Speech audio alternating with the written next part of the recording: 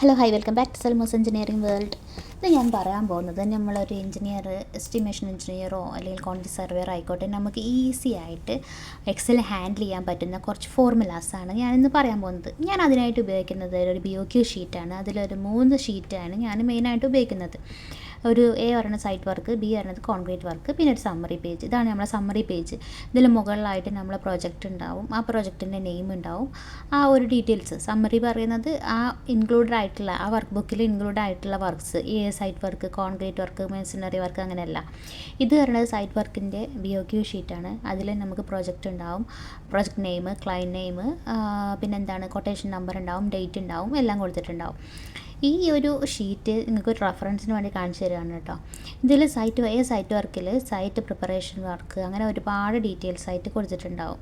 So നമുക്ക് എന്താ വേണ്ടതെന്ന് വെച്ചാൽ ആ ഡീറ്റെയിൽസ് മാത്രം എടുത്തിട്ട് ഫില്ല് ചെയ്യുമായിരിക്കും ചെയ്യുക. ഇപ്പോൾ മീറ്റർ ക്യൂബിൽ യൂണിറ്റ് വൈസിൽ മീറ്റർ ക്യൂബിലാണെങ്കിൽ മീറ്റർ ക്യൂബ്, മീറ്റർ സ്ക്വയറിലാണെങ്കിൽ മീറ്റർ സ്ക്വയറിൽ, ഇത് ആ ഒരു ക്വാണ്ടിറ്റി എത്രയിലാണോ ആ ക്വാണ്ടിറ്റി വെച്ചിട്ട് നമ്മൾ ഫില്ല് ചെയ്യുക ചെയ്യുന്നത്. ഇപ്പോൾ സൈറ്റ് പ്രിപ്പറേഷൻ വർക്കിൽ ഡിമോളിഷൻ വർക്കുന്നുണ്ട്.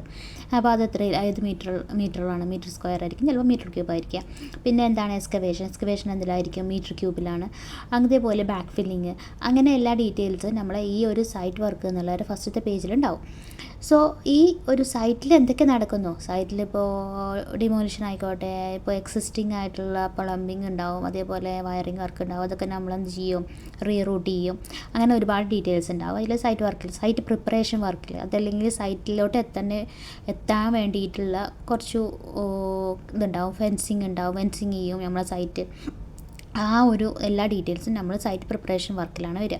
പിന്നെ എക്സ്കവേഷൻ എത്രത്തോളം ചെയ്യും, അതേപോലെ ബാക്ക് ഫില്ലിങ് എത്ര എമൗണ്ട് വരും, ഇതൊക്കെ ആയിരിക്കും നമുക്ക് നെക്സ്റ്റ് വരുന്നത്.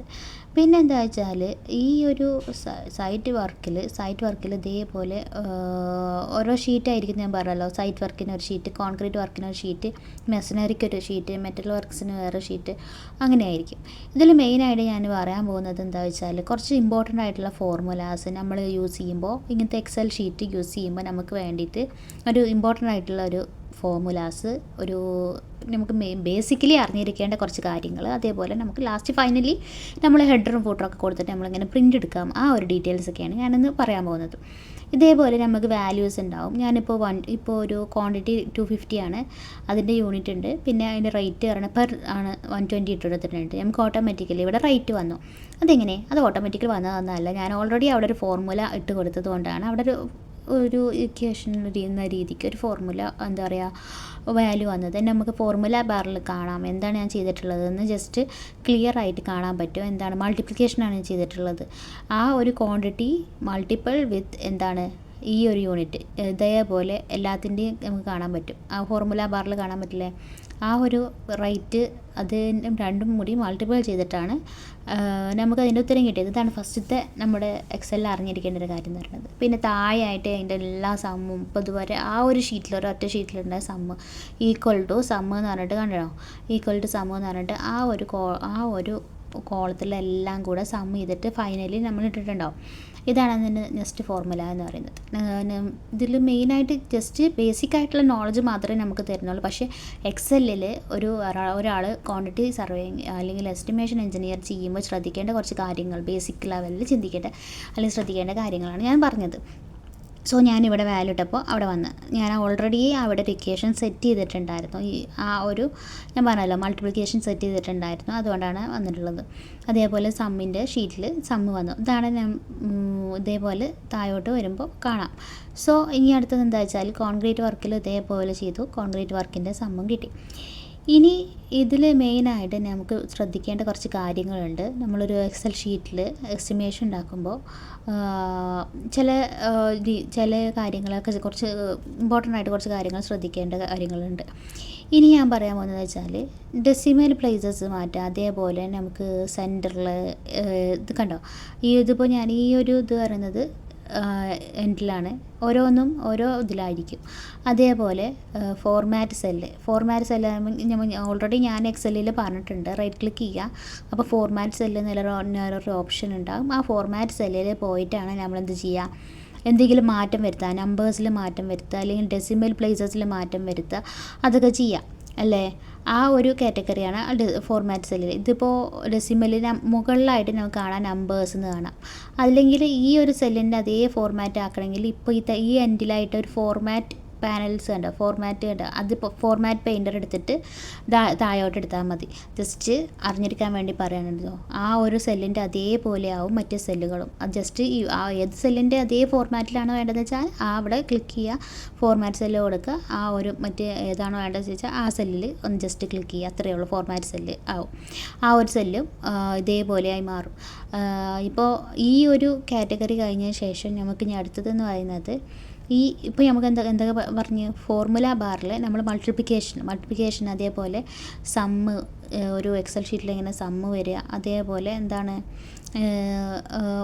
ഫോർമാറ്റ് സെല്ല് പഠിച്ചു. പിന്നെ സെൻറ്റർ, എൻഡ് അങ്ങനെയുള്ളത് എല്ലാം നോക്കി. ഇനി നെക്സ്റ്റ് നമ്മൾ നോക്കാൻ പോകുന്നത് റാപ്പ് ടെസ്റ്റ്. ഇതേപോലെ സപ്ലൈ ആൻഡ് ഇൻസ്റ്റാളേഷൻ ഞാൻ കണ്ടു. ക്വാണ്ടിറ്റിയിൽ സപ്ലൈ ആൻഡ് ഇൻസ്റ്റാളേഷൻ കൊടുത്തുമ്പോൾ റാപ്പ് ടെസ്റ്റ് എന്ന് പറഞ്ഞ സംഭവമുണ്ട്. റാപ്പ് ടെസ്റ്റ് എന്ന് പറഞ്ഞാൽ എന്താ? റാപ്പ് ടെസ്റ്റ് മുകളിലായിട്ട് എൻഡിലായിട്ട് കാണും റാപ്പ് ടെസ്റ്റ് എന്ന് പറയുന്നത്. അത് ജസ്റ്റ് റാപ്പ് ടെസ്റ്റ് എന്ന് പറയുമ്പോൾ നമ്മളിപ്പോൾ കണ്ടിന്യൂസ് എഴുതി പോകുന്നതിൽ താഴോട്ട് വരാൻ വേണ്ടിയിട്ടുള്ള ഒരു അറേഞ്ച്മെൻറ്റാണ് റാപ്പ് ടെസ്റ്റ് എന്ന് പറയുന്നത് കേട്ടോ. ഇതിൽ ഇനി അടുത്തതായിട്ട് നമ്മൾ പറഞ്ഞു, ഒരു കമൻറ്റ് ചെയ്യുമ്പോൾ നമ്മൾ ടൈപ്പ് ചെയ്തുകൊണ്ടിരിക്കുകയാണെങ്കിൽ ടൈപ്പ് ചെയ്യുമ്പോൾ ചിലപ്പോൾ റാപ്പ് ടെസ്റ്റ് ഓപ്പൺ ആവും. അതിൻ്റെ കാര്യങ്ങളൊക്കെ നമ്മൾ പറഞ്ഞു. ഇനി ഇതേപോലെ ലിങ്ക് വരികയാണെങ്കിൽ എന്ത് ചെയ്യണം? ഇപ്പോൾ സമ്മറി പേജിലോട്ട് നമ്മൾ സൈറ്റ് വർക്കിൻ്റെ അതേപോലെ കോൺക്രീറ്റ് വർക്കിൻ്റെ ഒക്കെ ലിങ്ക് ഇങ്ങോട്ടേക്ക് ഇട്ടിട്ടാണ് ചെയ്തിട്ടുള്ളത്. നമുക്ക് ഇതേപോലെ ചെയ്യണമെങ്കിൽ നമ്മൾ ലിങ്ക് ചെയ്യുക, ഈക്വൽ ടു ജസ്റ്റ് ഈസി ആയിട്ട് ചെയ്യാവുന്ന മെത്തേഡാണ് ഞാൻ പറയാൻ പോകുന്നത്. സമ്മറി പേജിൽ ആ ഒരു ഭാഗത്ത് നമുക്ക് ഫോർമുല ബാറിൽ കാണാൻ പറ്റും. ആ ഒരു പെർട്ടിക്കുലർ ഷീറ്റിൽ നിന്ന് ആ ഒരു എമൗണ്ട് ഇങ്ങോട്ടേക്ക് ഒരു ഭാഗത്തു നിന്ന് മറ്റൊരിടത്തേക്ക് ലിങ്ക് ചെയ്യാനാണത് ഉപയോഗിക്കുക. ഈക്വൽ ടു കൊടുക്കുക. പിന്നെ ഏത് ഷീറ്റിലത്തെയാണ് നമുക്ക് ഡാറ്റ വേണ്ടതെന്ന് വെച്ചാൽ ആ ഷീറ്റിൽ സെലക്ട് ചെയ്യുക, അത്രയേ ഉള്ളൂ കേട്ടോ.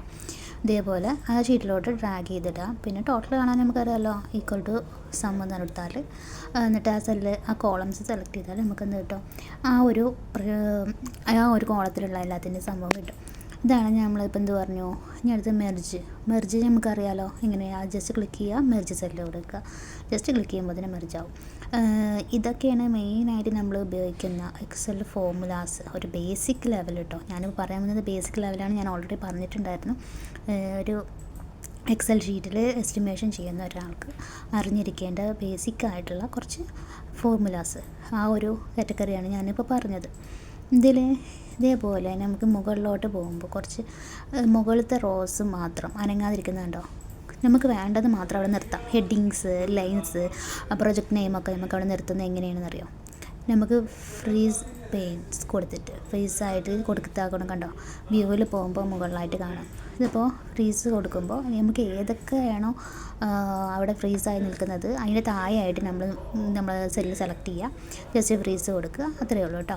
അപ്പോൾ ഫ്രീസായിട്ട് കൊടുക്കുക. പിന്നെ വേണ്ടത് എന്താ വെച്ചാൽ ഹൈഡ് ചെയ്യാൻ ഇത് ജസ്റ്റ് സെലക്ട് ചെയ്യുക. ഏതൊക്കെ സെൽസാണോ ഹൈഡ് ചെയ്യേണ്ടതെന്ന് വെച്ചാൽ അത് സെലക്ട് ചെയ്യുക. ഫോർമാറ്റ് സെല്ലിൽ പോവുക, കസ്റ്റമിൽ പോവുക, ജനറൽ എടുക്കുക. അതിന് ശേഷം ഒരു ഇതില്ലേ, ആ ഒരു ഇത് സെലക്ട് ചെയ്യുമ്പോൾ നമുക്ക് എന്ത് ചെയ്യും, ആ ഒരു കൊട്ടേഷൻ കൊടുക്കുമ്പോൾ സെമി കോൺ ഇടുമ്പോൾ നമുക്കത് ഇതാവും. പിന്നെ ഉള്ളത് പറഞ്ഞത് പ്രിൻ്റ് ഏരിയയാണ്. പ്രിൻ്റ് ഏരിയ സെലക്ട് ചെയ്തിട്ട് പ്രിൻ്റ് കൊടുത്താൽ ആ ഒരു പർട്ടിക്കുലർ ഏരിയ നമുക്ക് സെലക്ട് ആക്കി കിട്ടും, പ്രിൻ്റായിട്ട് കിട്ടും.